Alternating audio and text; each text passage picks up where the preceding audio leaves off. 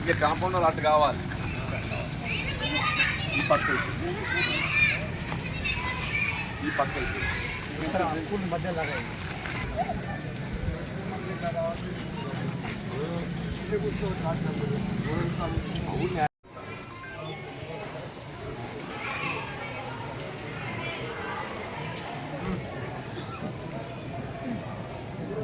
వాస్తవంగా అనాది నుండి వర్షాకాలం ఆరంభంలో మోర్ పర్టికులర్ జూలై ఆగస్టు మాసాలలో ఈ వన మహోత్సవం కార్యక్రమాన్ని నిర్వహించేసి ప్రతి పాఠశాలల్లో పిల్లల ద్వారా కానీ గ్రామాలలో ప్రకృతి వనాలను పెంచే కార్యక్రమాన్ని మనం గమనిస్తున్నాం. తెలంగాణ రాష్ట్రం ఏర్పడ్డ తదుపరి హరితహారం అనే ఆలోచనతో ఇది మరింత ప్రోత్సహింప చేయాలనే భావనతో ఈ కార్యక్రమాన్ని చేపట్టే ప్రయత్నం చేసినప్పటికీ ఈ నాట్య మొక్కలు ఏదైతుందో మన పర్యావరణానికి దోహదపడేటువంటి మొక్కలు కాకుండా ఇస్తారీతిలో నాటడం, కరెంటు లైన్ల కింద నాటడం మనకు ఆశించిన వేరే ప్రయోజనం పొందలేదు. వాస్తవంగా ఈ నాట్య మొక్కలను ముందే మనం ఎంపిక చేసుకోవాలి. ఇప్పుడు వేప ప్రధానం, కొంత జాప్యం అయితే మొక్క ఎదిగి రావడానికి. ఇప్పుడు ఒకసారి ఒక వేప మొక్క నాటుకున్నట్టయితే అది దశాబ్దాల తరబడి మనకు ఆక్సిజన్ అందింపజేయడమే కానీ పర్యావరణానికి దోహదపడుతుంది. అదే కానుగు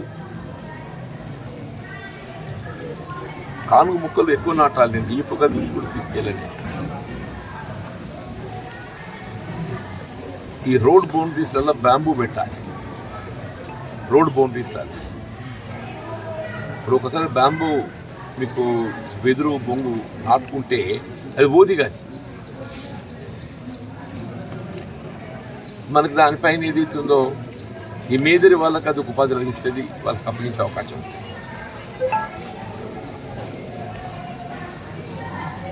ఇప్పుడు పండ్ల తోటలు కూడా పెట్టే అవకాశం ఉంది.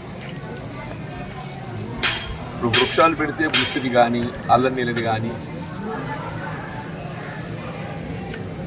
ఇట్లాంటి పెట్టే అవకాశం కూడా వృక్షాలు పెట్టి, లేక అదర్వైజ్ సీతాఫల్.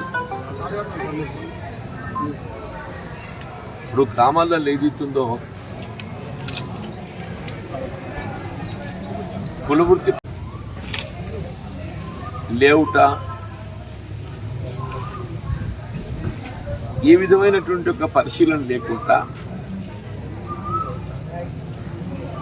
సాగులో లేని భూములకు కల్పింపచేయడంతో ఇది కేవలం ఉన్నత వర్గాలు, పెట్టుబడి వర్గాల వారికి మాత్రమే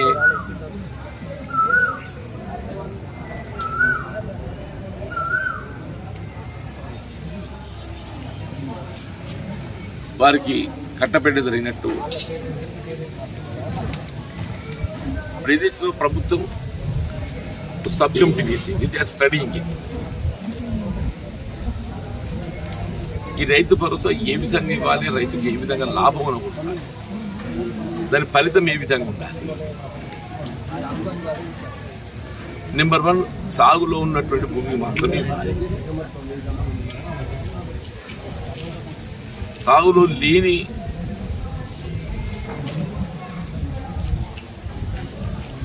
గుట్టలు, పుట్టలు, అటవీ భూములు, రియల్ ఎస్టేట్ లేఅవుట్స్,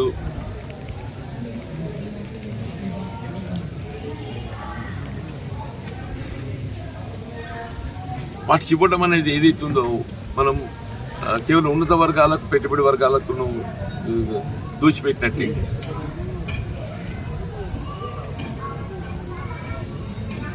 అది అందిపోయే ఆర్థిక సహాయం కూడా మోస్ట్ ఆఫ్ ది ఫార్మర్స్, మనకు almost 80 to 90% of farmers comes at the below 5 acres.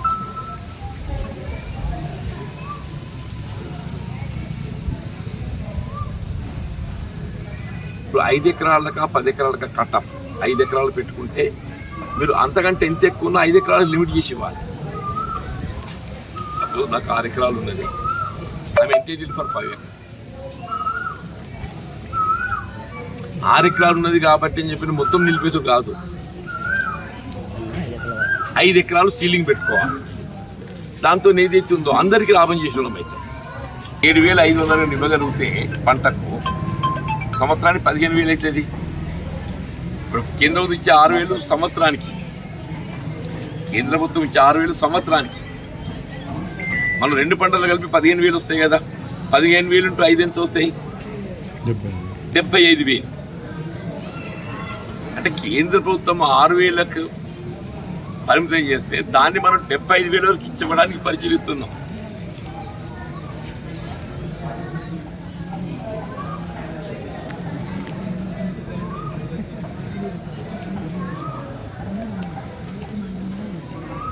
ఈ 5 ఎకరాల పైబడి ఉండేటువంటి వాళ్ళు 5 to 10% ఉంటారు కదా, వాళ్ళకు కూడా ఏదైతుందో కొంతమేరకైనా సాయం చేయాలనే భావనతో ఎంతున్నా 5 ఎకరాల కన్నా ఇస్తే బాగుంటుందని ఒక ఆలోచన.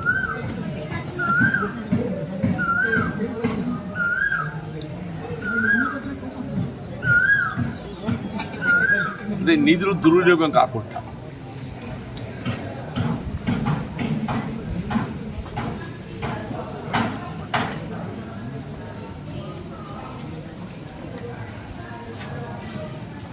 వరి ధాన్యాన్ని ప్రోత్సాహం కూడా ఏదైతున్నదో మన ఎన్నికల సమయంలో క్వింటల్కి 500 రూపాయలు ఇవ్వడం జరుగుతుందని చెప్పంటే అందరూ కూడా నిజంగానే సాధ్యమేనా అని అనుకున్నాను. ఆ ఇతర 500 చెప్తున్నాను అనుకున్నాను. ఇప్పుడు ఏదైతుందో రైతు తినగలిగే బియ్యం ఇప్పుడు వినియోగదారుని కూడా ఏమైపోయింది అంటే ఈ సన్న రకం కాక చుట్టూ రకము నాణ్యత లేని బియ్యం ఇవ్వడంతో వాడు కూడా తింటారు. అదంతా చిన్నగా వృధా అయిపోయి ప్రభుత్వం పైన భారం పడుతుంది.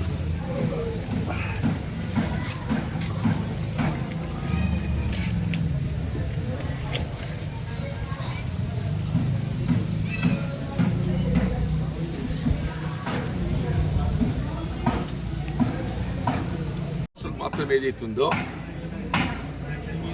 రైతుపై ఏ విధమైన భారం లేకుండా రైతు చెల్లించాల్సిన 50% కూడా రాష్ట్ర ప్రభుత్వమే భరించే విధంగా కార్యక్రమాన్ని అమలు చేసే విధంగా ఆలోచించడం హర్షించదగ్గ విషయం.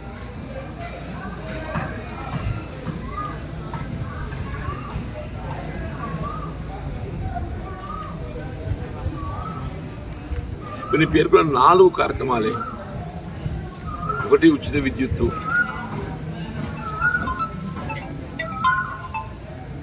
రెండోది రైతు భరోసా, మూడోది రుణమాఫీ, నాలుగోది సన్న రకాలకు 500 రూపాయలు ప్రోత్సాహం క్వింటల్కు, ఆరోది పంటల బీమా పథకంలో రైతుపై భారం లేకుండా రాష్ట్ర ప్రభుత్వమే ఆ ప్రీమియం భారాన్ని భరించటం. ఈ 6 ప్రోగ్రామ్స్ ఏదైతే ఉందో మన దేశంలో వివిధ రాష్ట్రాలు ఉన్నాయి, 29-30 రాష్ట్రాలు ఉన్నాయి, బీజేపీ రాష్ట్రాలు ఉన్నాయి. ఏ బీజేపీ పాలిత రాష్ట్రాలను కూడా ఇంకో ఈ విధమైన కార్యక్రమాలు అమలు చేస్తలేదు. This is only the government. రాష్ట్రంలో కాంగ్రెస్ ప్రభుత్వం అధికారంలో ఉండటంతో తెలంగాణ రాష్ట్రంలో మాత్రమే ఇంకో ఇవి అమలు చేయబడుతుంది. ఇది గమనించాలి రైతాంగం. వినియోగదారులు కూడా దీనికి పరిగణలోకి తీసుకోవాలి.